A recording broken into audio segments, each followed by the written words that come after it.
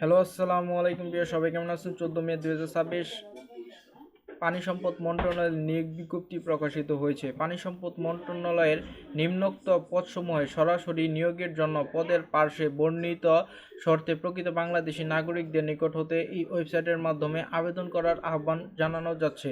পদের নাম: 60 মুদ্রাক্ষরী cum computer operator, grade 13, বেতন স্কেল 11,000 থেকে 26,590 টাকা। পদের সংখ্যা 10টি।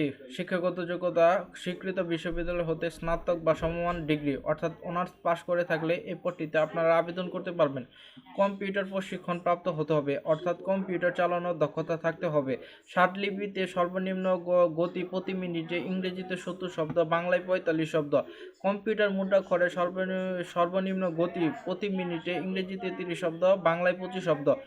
কম্পিউটারে ওয়ার্ড প্রসেসিং সহ ইমেইল, ফ্ল্যাক্স পরিচালনার দক্ষতা অভিজ্ঞতা থাকতে হবে। কম্পিউটার অপারেটর, গ্রেড 13, বেতন স্কেল 11,000 থেকে 26,590 টাকা। পদের সংখ্যা 2টি। শিক্ষাগত যোগ্যতা: কোনো স্বীকৃত বিশ্ববিদ্যালয় হতে বিজ্ঞান বিভাগে স্নাতক বা সমমান ডিগ্রি অর্থাৎ বিজ্ঞান বিষয়ে অনার্স কমপ্লিট করে থাকলে এ পদটিতে আপনারা আবেদন করতে পারবেন। কম্পিউটার মুদ্রাক্ষরে প্রতি মিনিটে বাংলা 25 শব্দ, ইংরেজিতে 30 শব্দের গতি সংশ্লিষ্ট বিষয় স্ট্যান্ডার্ড অ্যাপটিটিউড টেস্টে উত্তীর্ণ হতে হবে। অফিস সহকারী কাম কম্পিউটার মুদ্রাক্ষরী, গ্রেড 16, বেতন স্কেল 9,000 থেকে 22,490 টাকা। পদের সংখ্যা 9টি। শিক্ষাগত যোগ্যতা: স্বীকৃত বোর্ড হতে উচ্চ মাধ্যমিক সার্টিফিকেট বা সমমান পরীক্ষায় উত্তীর্ণ অর্থাৎ এইচএসসি পাস করে থাকলে আপনারা এই পদটিতে আবেদন করতে পারবেন। কম্পিউটার প্রশিক্ষণ প্রাপ্ত হতে হবে অর্থাৎ কম্পিউটার চালানোর দক্ষতা থাকতে হবে। কম্পিউটারের মুদ্রাক্ষরে সর্বনিম্ন গতি প্রতি মিনিটে বাংলা 20 শব্দ, ইংরেজিতে 20 শব্দ। কম্পিউটারের ওয়ার্ড প্রসেসিং সহ ইমেইল, ফ্ল্যাক্স পরিচালনার দক্ষতা অভিজ্ঞতা থাকতে হবে। এরপর আমরা দেখতে পাচ্ছি অফিস সহায়ক, গ্রেড বেতন 8,250 টাকা থেকে 20,010 টাকা। পদের সংখ্যা 16টি। শিক্ষাগত যোগ্যতা: কোনো স্বীকৃত বোর্ড হতে মাধ্যমিক স্কুল সার্টিফিকেট বা সমমান পরীক্ষায় উত্তীর্ণ অর্থাৎ এইচএসসি পাস করে থাকলে আপনারা এই পদটিতে আবেদন করতে পারবেন।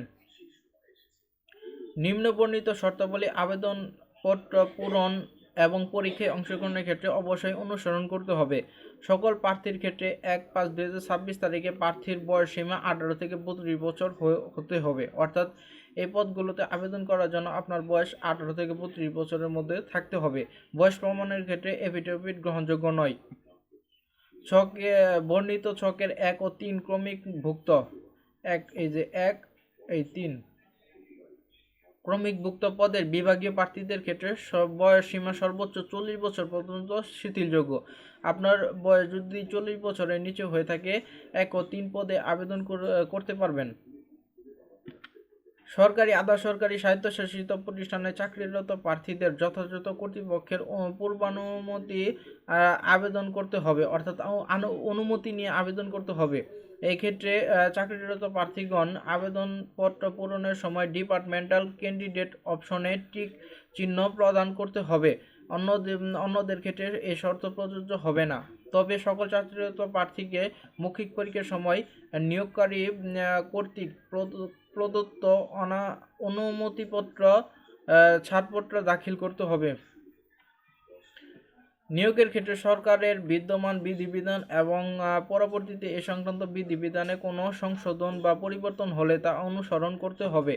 লিখিত মৌখিক পরীক্ষায় অংশগ্রহণের জন্য কোনো প্রকার ডিএ প্রদান করা হবে না। মৌখিক পরীক্ষার সময় সকল শিক্ষাগত যোগ্যতা, অভিজ্ঞতা ও প্রাসঙ্গিক সনদপত্রের মূল কপি প্রদর্শন করতে হবে। পূরণকৃত অ্যাপ্লিকেশন ফর্ম এর সাথে সকল সনদপত্রের সত্যায়িত এক সেট ফটোকপি দাখিল করতে হবে। এছাড়া জেলা স্থায়ী বাসিন্দা হিসেবে ইউনিয়ন পরিষদ, পৌরসভা, সিটি কর্পোরেশন কর্তৃক প্রদত্ত সনদপত্র, জাতীয় পরিচয়পত্রের ফটোকপি দাখিল করতে হবে। আবেদনকারীকে তার সর্বশেষ অর্জিত শিক্ষাগত যোগ্যতার উল্লেখ করতে হবে। এই নিয়োগ বিজ্ঞপ্তিতে বর্ণিত 1, 3, 4 ক্রমিকভুক্ত শূন্য পদ পূরণের ক্ষেত্রে বাংলাদেশ সচিবালয় ক্যাডার বহির্ভুক্ত গেজেটেড কর্মকর্তা ও নন গেজেটেড কর্মকর্তা নিয়োগ বিধিমালা 2014 এবং 2 নং ক্রমিকভুক্ত শূন্যপদ পূরণের ক্ষেত্রে সরকারি প্রতিষ্ঠানের কম্পিউটারের পার্সোনাল নিয়োগ বিধিমালা 2019 অনুসরণ করা হবে। কর্তৃপক্ষ বিজ্ঞপ্তিতে উল্লেখিত পদের সংখ্যা হ্রাস বৃদ্ধি ও বিজ্ঞপ্তি বাতিল করার অধিকার সংরক্ষণ করেন।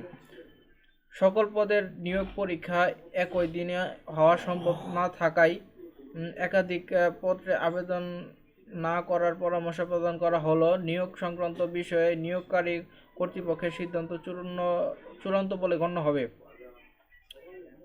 এই ওয়েবসাইটের মাধ্যমে আবেদন করতে হবে। অনলাইনে আবেদনপত্র পূরণ ও পরীক্ষার ফি জমাদান শুরুর তারিখ 19 মে 2026 সকাল 10 ঘটিকা। অনলাইনে আবেদনপত্র জমাদানের শেষ তারিখ 8 জুন 2026 বিকাল 5 ঘটিকা পর্যন্ত। এগুলো আপনারা পড়ে নেবেন। আপনার যেদিন পরীক্ষা হবে সেদিন কিছু কাগজপত্র নিয়ে যেতে হবে। প্রার্থীর সকল শিক্ষাগত যোগ্যতা সনদপত্র ও ট্রান্সক্রিপ্ট এর নিয়ে যেতে হবে। সনদপত্র আপনার যে সার্টিফিকেট নিয়ে যেতে হবে। তারপরে চারিত্রিক সনদপত্র নিয়ে যেতে হবে। কোটা দাবির সমর্থে সর্বশেষ সরকারি নীতিমালা অনুযায়ী যথাযথ কর্তৃপক্ষ কর্তৃক প্রদত্ত সনদ ও প্রমাণপত্রের সত্যায়িত অনুলিপি নিয়ে যেতে হবে। তারপরে চারিত্রিক সনদপত্র নিয়ে যেতে হবে। জাতীয় পরিচয়পত্র অথবা জন্ম নিবন্ধন সনদের সত্যায়িত অনুলিপি নিয়ে যেতে হবে। অনলাইনে পূরণকৃত আবেদনপত্রের কপি নিয়ে যেতে হবে। আপনি যদি এই সার্কুলারটা পেতে চান তাহলে জব বার্তা 24 বিডি ইউটিউব চ্যানেল এবং ফেসবুক পেজটা ভিজিট করবেন, তাহলে এই 3টা পেজ পেয়ে যাবেন। আপনি যদি জব বার্তা 24 বিডি ইউটিউব চ্যানেলে নতুন দর্শক হয়ে থাকেন তাহলে অবশ্যই চ্যানেলটা সাবস্ক্রাইব করে নোটিফিকেশন বেলটা অল করে রাখবেন। যারা অলরেডি সাবস্ক্রাইব করছেন তাদেরকে অসংখ্য ধন্যবাদ। যারা এই ভিডিওটি ফেসবুক পেজ থেকে দেখছেন তারা অবশ্যই ফেসবুক পেজটা ফলো দিয়ে রাখবেন। ধন্যবাদ।